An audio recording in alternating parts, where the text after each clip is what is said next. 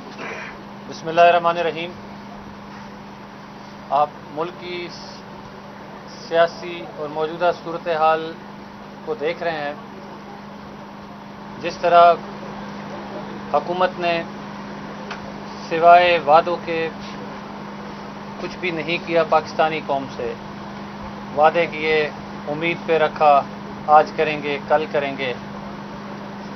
ہمیں بذات خود جس طرح وہ تنقید کر رہے ہیں اپوزیشن لیڈرز کو، میرا خیال ہے کہ سیاسی طور پہ اس طرح کی گفتگو نہیں کرنی چاہیے، اخلاقیات سے باہر ہے. ہم ان کے ساتھ 3.5 سال کا عرصہ چلے. ہم نے بڑی کوششیں کی کہ کچھ بہتری آ سکے. 12 ان کے پاس گئے. ہمیں جو مینڈیٹ دیا گیا تھا کہ بلوچستان میں صورتحال کو بہتر کیجیے، بلوچستان میں امن کو بحال کیجیے، جب سے ہمیں ذمہ داری دی گئی تھی ہم نے بڑی کوشش کی اور بلوچستان پرامن ہوا، سوائے گزشتہ 2 ماہ کے. کیونکہ گورنمنٹ اپنی طرف سے کچھ ڈیلیور نہ کر سکی. ہم نے اپنی طرف سے جو کچھ کرنا تھا لوگوں کو کمٹ کیا، لوگوں سے بات چیت کی اور بلوچستان کو ایک اسموتھ پیس پہ لے گئے. آج سے 1 ہفتہ پہلے بھی ہم نے اسی چیز کو بڑا پش کیا اور گورنمنٹ کو بتایا کہ دیکھیے بلوچستان میں 2,90,000 سے زیادہ مہاجرین ہیں جو 2005 سے لے کے آج دن تک بے یار و مددگار ہیں. وہ سندھ میں بھی ہیں، پنجاب میں بھی ہیں، بلوچستان کے مختلف اضلاع میں ہیں، ایران میں بھی ہیں، جن کی میں نے آپ کو ابھی تعداد بتائی ہے صرف جو پاکستان میں موجود ہیں. اسی طرح مسنگ پرسنز کا ایشو تھا جس پہ بات ہوئی تھی کہ ان میں انشاءاللہ بہت جلد خوشخبری دیں گے ملک و قوم کو، اور جو لوگ لاپتہ ہیں وہ اپنے گھروں کو جا سکیں گے. اور اس کے ساتھ ساتھ بلوچستان میں امن و امان بہتر ہوگا. مگر ہمیں ہماری فیڈرل گورنمنٹ نے دلاسا دیا اور ہم نے یقیناً اپنے اینڈ پہ، کیونکہ نواب اکبر خان بگٹی کا بہت بڑا نام ہے بلوچستان میں، اس وجہ سے لوگ ہمیں قدر کی نگاہ سے بلوچستان میں دیکھتے ہیں اور لوگوں نے ہم پہ اعتماد کیا. مگر لوگوں کا اعتماد کو بہت بڑا ٹھیس پہنچا ہے بلوچستان میں. تو لہٰذا بلاول بھٹو صاحب بھی یہاں آئے اور ہم انہیں ویلکم کرتے ہیں. اور ملک کی صورتحال کو دیکھتے ہوئے آج ہم فیڈرل گورنمنٹ کی کیبنٹ سے استعفیٰ دیتے ہیں، وزیر اعظم کی کیبنٹ کو چھوڑنے کا اعلان کرتے ہیں. اور اس کے ساتھ ساتھ ہم ان کے ساتھ کھڑے ہیں اور ہم پاکستان اور پاکستانی قوم کے لیے جو کچھ بہتر کر سکیں گے پی ڈی ایم کے ساتھ کھڑے ہیں. اور اس کے علاوہ بلاول صاحب ول اسپیک. بہت شکریہ. بسم اللہ الرحمن الرحیم. السلام علیکم. سب سے پہلے ہم بگٹی صاحب کے بہت ہی شکر گزار ہیں. ہم نے سینٹ الیکشنز میں بھی بگٹی صاحب نے ہمارے لیے بہت ہی اچھا کھانا رکھا تھا اور اس وقت بھی ہمیں ہوسٹ کیا. اور آج جب ملک ایک کراس روڈز پہ کھڑا ہے، جب پاکستان کا مستقبل، جمہوریت کا مستقبل، ہمارا معیشت کا مستقبل، ہمارا صوبے کے حقوق کے مستقبل پہ سوال اٹھ رہے ہیں، کہ عوام پارلیمان کی طرف دیکھ رہے ہیں کہ اس مشکل سے، اس کرائسس سے ہم کیسے نکلیں گے. تو یہ ایک ٹائملی اور بہت ہی بہادر فیصلہ ہے بگٹی صاحب کا کہ اس پچھلے 3 سال میں جو کردار بگٹی صاحب نے اور بگٹی صاحب جیسے بہت سے عزت دار سیاستدان نے، اپنے علاقے کے نمائندوں نے کوشش کی کہ موجودہ نظام میں سے اپنے عوام کے لیے اپنے ریلیف پہنچائیں، مسائل کا حل نکالیں، ان کا نمائندہ بنتے ہوئے یہاں وفاق میں ان کے لیے آواز اٹھائیں.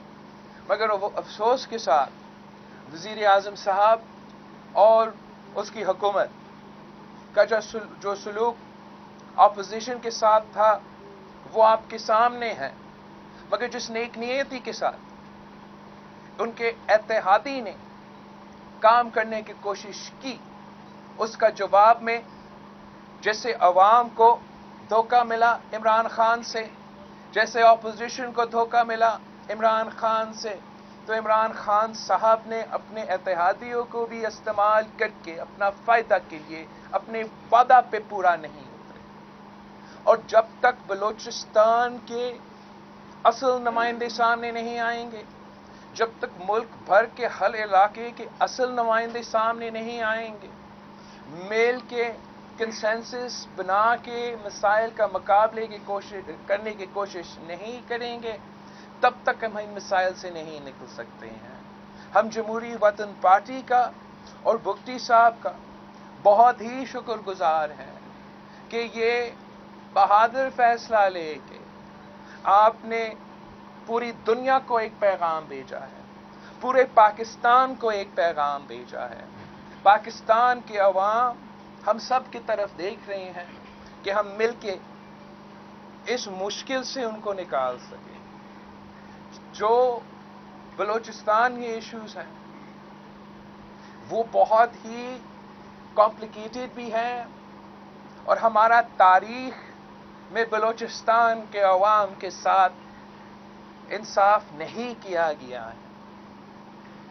ہمیں اگر اس وفاق کو بچانا ہے، اگر ہم نے پاکستان کو بچانا ہے، تو ہم نے اپنے ہی عوام کے ساتھ انصاف کرنا پڑے گا. اور میں سمجھتا ہوں کہ جو خطرات ہیں پاکستان کو، جو پاکستان کے مخالف پاکستان کے خلاف سازش کر رہے ہیں، ان کا یہ غلط فہمی ہے کہ وہ بلوچستان کی سچویشن کو ایکسپلائٹ کر سکیں گے. جب تک محب وطن، وفادار، بہادر بلوچستان کی قیادت جیسے بگٹی صاحب موجود ہے، تو کوئی پاکستان کا دشمن بلوچستان یا پاکستان کی طرف ایک مالی آنکھ سے نہیں دیکھ سکتے ہیں. اور انشاءاللہ تعالی جب ہم آگے جا کے مل کے الیکٹورل ریفارمز کروائیں گے، اور الیکٹورل ریفارمز کے بعد صاف و شفاف الیکشنز کروا کے پاکستان کے اصل نمائندے، عوام کے اصل نمائندے بلوچستان، سندھ، جنوبی پنجاب، پختونخوا اور اس ملک کے ہر علاقے سے منتخب ہوں گے، تو جو پھر ہم مل کے فیصلے لیں گے وہ عوام کے مفاد کے فیصلے ہوں گے. وہ جو ہم مل کے فیصلے لیں گے وہ عوام کے مطالبات کے مطابق ہوں گے. اور یہی واحد طریقہ ہے کہ ہم اس ملک کو اور قوم کو ان مسائل سے نکال سکتے ہیں. تو میں ایک بار پھر جمہوری وطن پارٹی کا اور بگٹی صاحب کا شکر گزار ہوں، اور آپ سب کا بھی. اجازت سے لے لیں. ایک سیکنڈ. پہلا اتحادی آج باضابطہ طور پر اپوزیشن کے ساتھ آ گیا حکومت کا. پرسوں آپ کی باپ سے بھی ملاقات تھی میں نمبر 1. دوسرا، آج عمران خان جو کہہ رہے ہیں کہ وہ ایک سرپرائز دیں گے، تو آپ کے خیال میں وہ سرپرائز کیا ہو سکتا ہے؟ جہاں تک بگٹی صاحب کی بات ہے، بگٹی صاحب اپنا فیصلہ لے، اور اس نے آج اپنا فیصلہ آپ کو سنا دیا ہے.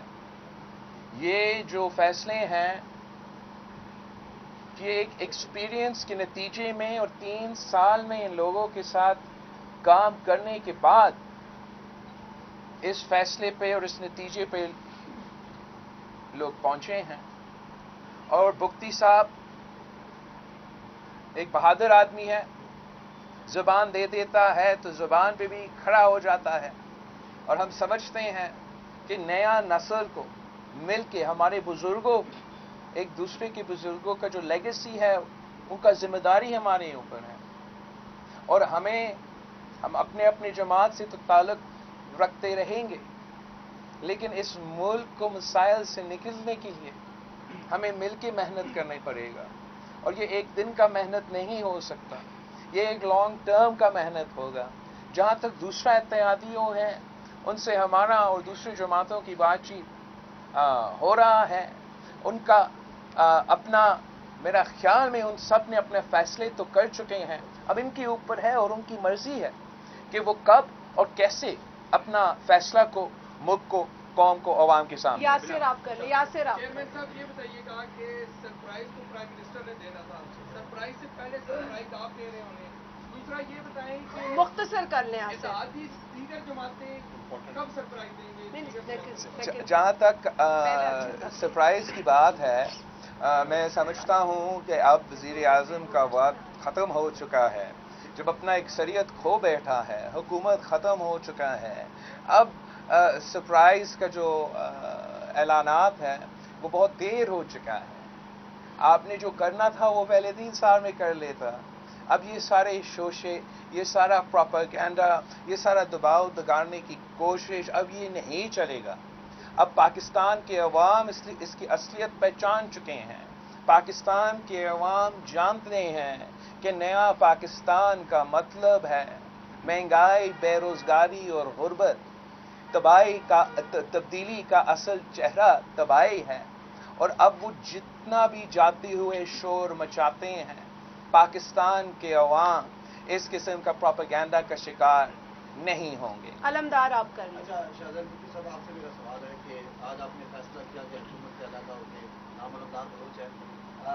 یہ مسائل آج کے تو نہیں ہے، یہ کافی عرصے سے چل رہے ہیں اور پہلے پیپلز پارٹی کی حکومت بھی رہی ہے وہاں پر، وفاق میں بھی یہ رہے ہے، بلوچستان میں بھی. تو اب آپ کو کیا امید ہے کہ اپوزیشن اگر یہ حکومت جاتی ہے، آپ اپوزیشن کے ساتھ ہیں اور نئی حکومت آتی ہے تو پھر آپ کو امید ہے کہ آپ کے مسائل حل ہوں گے؟ جہاں تک بلوچستان کے مسائل ہیں وہ کسی سے ڈھکے چھپے نہیں ہیں. بلوچستان میں ایک آپریشن کنڈکٹ ہوا، نواب اکبر خان بگٹی شہید ہوئے، اس کے بعد لاکھوں لوگوں نے اپنے علاقوں سے ہجرت کی. ہم نے، اس گورنمنٹ نے جو نعرہ لگایا تھا ہم تبدیلی لائیں گے، ہم بہتری کریں گے. اور آپ کو یاد ہوگا وزیر اعظم وقت موجودہ جو ہیں انہوں نے کہا تھا میرا فوکس ہوگا انڈر ڈیولپڈ ایریاز پہ، بالخصوص جنوبی پنجاب، سندھ کے کچھ اضلاع اور بلوچستان کو. نہ وہ جنوبی پنجاب پہنچے، نہ وہ سندھ پہنچے، نہ بلوچستان پہنچے. تو اب وزیر اعظم صاحب بہتر بتا سکیں گے کہ انہوں نے کس علاقے کو فوکس کیا. انڈر ڈیولپڈ ایریاز آپ کے سامنے ہیں. جہاں تک جو ذمہ داری مجھے دی گئی تھی ہم نے باقاعدگی سے، ذمہ داری سے نبھا بھی کیا، پورا بھی کیا. میں نہیں کہہ رہا، پورے بلوچستان، آپ میڈیا نے، پوری قوم نے دیکھا کہ وہاں انسرجنسی میں ٹھہراؤ آیا، وہاں امن بحال ہوا، اور گورنمنٹ کی نیگلیجنس کی وجہ سے وہاں انسرجنسی دوبارہ پیک پہ آئی. اس میں میری غلطی نہیں ہے، نہ میں وزیر اعظم وقت ہوں کہ میں اسی ٹائم فنڈز ڈیلیور کر دیتا، لوگوں کو آباد کرتا. میرا جو ٹاسک تھا، میرا جو کام تھا، میں نے ایمانداری سے نبھایا.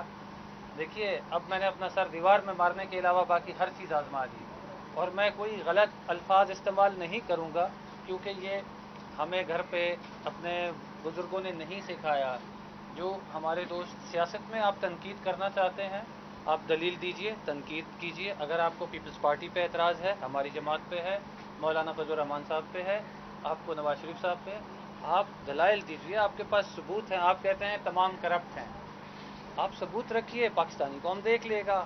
آپ صرف غلط الفاظ کا چناؤ کرتے ہیں، غلط چیزیں کرتے ہیں، اس سے کوئی چیز ثابت نہیں ہوتی. عدالت بھی ثبوت مانگتی ہے، لوگ بھی ثبوت مانگتے ہیں. کچھ لوگ خوش ہوتے ہیں، تالی بجانے والے بہت ہوتے ہیں، ساتھ کھڑے ہونے والے مختلف لوگ ہوتے ہیں. تو میری گزارش ہے، ہم نے بڑی کوشش کی. اب ہم چاہتے ہیں کہ پی ڈی ایم میں ظاہر ہے حقیقی جماعتیں ہیں، پرانی جماعتیں ہیں، اور ظاہر ہے ہر کوئی اپنے علاقوں کو اور پاکستان کی بہتری کے لیے ساتھ مل کے فیصلہ کریں گے جس میں پورے پاکستان کا مستقبل کو سنوار سکیں. ادا تہاں سے کو وقت آپ سے ایک پیدا ہوئی ہے، ایک طرف عمران خان صاحب کا جلسہ ہے اور دوسری طرف پی ڈی ایم کا جلسہ ہے. آپ کی پارٹی کمیٹیڈ ہے کہ ہم اس طرح کا اسٹریٹ پاور شو نہیں کریں گے کہ آمنے سامنے یا دھرنے کی کیفیت ہو. تو آپ کی ایڈوائز کیا ہوگی پی ڈی ایم کو؟ ایک تو، اور جب بلوچستان کا معاملہ آیا تھا تو پریزیڈنٹ زرداری صاحب نے بلوچستان سے معافی مانگی اور بلوچستان کو پیکیج دیا تھا. آج آپ کیا کمٹمنٹ کرنے جا رہے ہیں؟ جہاں تک صدر زرداری کا دور کی بات ہے، ہمارا پورا کوشش یہ تھا کہ پورا پاکستان میں جو بھی ہمارا فالٹ لائنز ہے، جو بھی مختلف عامروں کی طور میں نقصان پہنچا گیا ہے، جو بھی پاکستان کے عوام کے ہر کونے سے جو بھی شکایتیں ہیں، ان شکایتیں کو ہم نے ایڈریس کرنا. اور ہم نے سارے اپوزیشن کے ساتھ مل کے اور حکومت کے اتحادیوں کے ساتھ مل کے کنسنسس کے ساتھ سارے کام پہ عمل کیا. اگر ہم 18ویں ترمیم لے کر آئیں تو اپنے لیے تو نہیں لے کر آئیں. صدر زرداری ملک کی تاریخ کا سب سے طاقتور سویلین صدر تھا اور 18ویں ترمیم کر کے اپنے سارے اختیارات پارلیمان کو یا نیشنل پارلیمان کو یا صوبائی پارلیمان کو ٹرانسفر کیے گئے. جو سارے صوبے تھے ان کے اپنے وسائل کا مالکی وہ صوبے کے حوالے کر دیے گئے ہیں. اگر ہم نے NFC ایوارڈ دیا تو اپنے لیے نہیں کیا. NFC ایوارڈ کے مطابق سارے صوبے سندھ، بلوچستان، پنجاب، پختونخوا سارے کے سارے صوبے کو اپنے وسائل دیے گئے، شیئر دیا گیا اور خصوصی جو بلوچستان کے لیے ایک اسپیسیفک پروٹیکشن دیا گیا کہ بلوچستان کا اگر وفاق کے پاس پیسہ اگر کوئی معاشی مشکلات ہو تو دوسری جگہ سے کٹوتی ہو سکتا ہے، بلوچستان کا شہر سے کٹوتی نہیں کیا جا سکتا. یہ اسپیشل پروٹیکشن اسپیسیفکلی بلوچستان کے لیے تھا. اگر ہم نے آغاز حقوق بلوچستان کا پیکج لے کر آئے وہ صرف اس لیے کہ بلوچستان کے عوام پہ زخموں پہ بلوچستان کے عوام کو ہمارا نیت دکھانا کہ ہم آپ کے مسائل حل کرنا چاہتے ہیں. نہ وہ کتنا ہم عمل کر سکے یا ہمارے بعد اس پہ عمل ہو سکے وہ دوسرا سوال. ہمارا آج بھی نیت یہی ہے. اگر صدر زرداری نے معافی مانگا بلوچستان کے عوام کے لیے تو اس نے آصف علی زرداری ہو کے معافی نہیں مانگا. وہ صدر پاکستان، وفاق کا نمائندہ، پاکستان کا فوج کا جو سپریم کمانڈر ہوتے ہوئے بلوچستان کے عوام کی ماضی کی غلطیوں کا معافی مانگا تاکہ ہم آگے بڑھ سکیں. ہم سمجھتے ہیں آج بھی ہمیں بلوچستان کے عوام کو دکھانا پڑے گا کہ آپ ان کے مسائل کے حل کرنے کے لیے تیار ہو یا نہیں. اگر آپ باقی صوبوں میں بڑے بڑے منصوبے کے لیے خرچ کر سکتے ہیں تو بلوچستان کا ہر علاقہ میں ایسے ہی ہمیں خرچ کرنا پڑے گا. اگر ہم سندھ اور پنجاب کے ہاسپٹلز کو تعمیر کر سکتے ہیں تو کوئی وجہ نہیں ہے کہ وفاق اور صوبائی حکومت مل کے اس قسم کے ہاسپٹلز بلوچستان میں قائم نہیں کر سکتے. اگر بلوچستان کے عوام کا معاشی حالات نہیں دیکھا جائے گا، ان کے اپنے حق نہیں دیا جائیں تو پاکستان کو نقصان ہوگا. اور ہمارا یہ کوشش ہوگا کہ ہمیشہ کہ ہم بگٹی صاحب کے ساتھ مل کے جو ایشوز ہیں، جو جینیوئن ایشوز ہیں، اس پہ ہی ہم نہ صرف آواز اٹھائیں مگر اس کے جو وہ حل بھی ہم ساتھ مل کے نکالیں. بہت شکریہ بگٹی صاحب. میں آپ سے جاننا چاہوں گا کہ آپ 3.5 سال کیبنٹ میں رہے ہیں، آپ کیا سمجھتے ہیں کہ ہمارے وزیر اعظم بلوچستان کے مسائل جن کا ذکر بلاول صاحب نے کیا کتنے سنجیدہ ہیں؟ کوئی ایک مسئلہ، کوئی ایک ایشو ایسا ہو جو ٹیک اپ ہوا ہو، اس کو حل ہوا ہو؟ دیکھیے، آپ بلوچستان کو چھوڑ دیں، پرائم منسٹر کا واضح اعلان تھا کہ جتنے انڈر ڈیولپڈ ایریاز پاکستان میں ہوں گے میری ترجیحات ہیں میں ان کو ڈیولپ کروں. جنوبی پنجاب، سندھ کے کچھ اضلاع اور بلوچستان کوئی بھی ڈیولپمنٹ نہیں ہوئی. دیکھیے، ہم نے آپ کے سامنے ہے ڈیولپمنٹ اپنی جگہ پہ. بلوچستان میں انسرجنسی بہت بڑا مسئلہ ہے. اس چیز کو حل کرنے کے لیے مکمل کوششیں کی گئیں اور چیزوں کو سمیٹ لیا گیا. صرف فنڈز دینے تھے جس میں ڈیولپمنٹ کے لیے 4 ارب روپے مانگے تھے. اب میں بتا دیتا ہوں ہم نے ڈیولپمنٹ کے لیے کیا مانگا تھا. 100 اسکالرشپ بچے، 100 بچیوں کے لیے، جس میں سے آدھا جاتا جن کے پیرنٹس افورڈ نہیں کر سکتے ہیں پاکستان کی بڑی یونیورسٹیز میں پڑھانے کے لیے، اور ہاف جاتا جو ٹاپرز تھے بچے. اس کے ساتھ ساتھ 5-5 کروڑ روپے مانگے گئے تھے ہوم سولرز کے لیے. ٹرانسمیشن لائن کی کاسٹ زیادہ بڑھتی ہے اور ٹائم کنزیومنگ ہے. 5-5 کروڑ اس کے لیے. 5-5 کروڑ روپے فی ہسپتال کے لیے. بلڈ بینک بنایا جائے، CT اسکین مشین ہو، وہاں پہ لیب ٹیسٹنگ ہو. بلوچستان جیسے علاقے میں پاکستان میں الحمدللہ ہمیں خوشی ہے کہ باقی جگہ ہسپتالوں میں سہولیات ہیں، وہاں بلڈ بینک نہیں ہے. کسی کا بچہ خاران میں، مکران میں موٹر بائک سے گر جاتا ہے، لاس آف بلڈ کی وجہ سے وہ ایکسپائر ہو جاتا ہے. کیا زیادتی نہیں ہے؟ ہم 21ویں صدی میں کہاں سے کہاں پہنچ گئے. اگر آپ کہیں تو میں آپ کو ڈاکیومنٹڈ فیکٹس دے دوں. کمشنر سبی کہتے ہیں کہ جی ڈویژنل ہیڈ کوارٹر ہاسپٹل میں ہمارے پاس پورٹی لائٹ نہیں ہے. اس سے زیادہ افسوسناک بات کیا ہو سکتی ہے. ہم نے اس کے ساتھ ساتھ انہیں کہا کہ جی ہمیں ہر ضلع میں 10 ٹیوب ویل وفاق کی طرف سے چلا جائے کہ ہم ایک طرف بات چیت کو جوڑ رہے ہیں, اس کو ہم برج کر رہے ہیں, 2,94,000 لوگوں کو واپس لا رہے ہیں. ادھر ہم شارٹ ٹرم ڈیولپمنٹ کر کے ہم سیدھا باہر بلوچ لیڈروں سے بات کرنے جائیں گے. میرا خیال ہے کہ سیاست بچانے کے لیے جنوبی پنجاب میں 500 ارب روپے کا آپ اعلان کرتے ہیں. آپ وزیر اعظم وقت ہیں, آپ 5,000 ارب کا بھی کر سکتے ہیں, ہمیں اس پہ کوئی اعتراض نہیں ہے, آپ کی مرضی ہے. مگر یہ ایک جینون ایشو تھا. اگر آپ 4 ارب روپے ڈیولپمنٹ کے لیے دے دیتے, آپ 46 ارب روپے ان کی واپسی کے لیے دے دیتے. وہ یہ مشت نہیں دینے تھے. آپ نے انیشلی ان کی واپسی پہ ٹرانسپورٹیشن, ٹینٹ سٹی اور 3 مہینے کا راشن دینا تھا جیسے فاٹا میں ہوا ہے.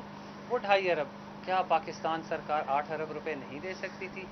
اتنی تاخیر کرنے کی کیا ضرورت تھی آپ بتائیں. اگر آپ اس کو سیکنڈری یا ایٹ لاسٹ پرائیورٹی سمجھتے ہیں پھر تو میرا خیال ہے پھر میں قوم سے معافی مانگتا ہوں. وزیر اعظم صاحب درست ہیں, آپ تمام بتا دیں. دیکھیں انسرجنسی بہت بڑا مسئلہ ہے, ہم اس کو بہتر کرنے کی کوشش کر رہے تھے. ہم نے اپنی طرف سے جو ہماری ذمہ داری تھی میں نے پوری کی.